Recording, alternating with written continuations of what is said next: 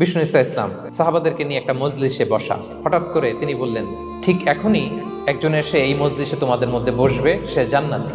এটা শোনার পরে তো সব সাহাবারা নড়ে চড়ে বসলো, কিরে রাসূল সাল্লাল্লাহু আলাইহি ওয়াসাল্লাম একজনকে জান্নাতের অ্যানাউন্সমেন্ট দিচ্ছে, কে সে? তো দেখা গেল এক আনসারী সাহাবা প্রবেশ করেছে, তার জুতা দুইটাকে বগল দাবা করে, কিন্তু কেউ তারে চিনে না। তারা যে এক্সপেকটেশন করছিল যে খুব আল্লাহওয়ালা এমন কেউ আসবে, না, সাধারণ। সাহাবীরা অবাক, সবচেয়ে বেশি অবাক হয়েছেন আব্দুল্লাহ ইবনে আমর ইবনে আল-আস রাদিয়াল্লাহু তাআলা। তিনি অবাক হলেন, ঘটনা কি, তার গোপন রহস্য দেখি তো খুঁজে বের করা যায় কিনা। তিনি ওই সাহাবীর বাড়িতে গেলেন, যে তখন তিনি বললেন, তিনটা ভরা মজলিসে বিষ্ণু ইসা ইসলাম তোমাকে জান্নাতি বলে ঘোষণা দিয়েছে। আমি দেখতে চেয়েছি যে তুমি কি আমল করো। ওই সাহাবী বলে, আমিও জানি না, তবে একটা ব্যাপার আমি মনে করি, হয়তো এটা আল্লাহর কাছে পছন্দনীয় হতে পারে। এইবার তো আব্দুল্লাহ বলে, ওই তবেটা কি বলে?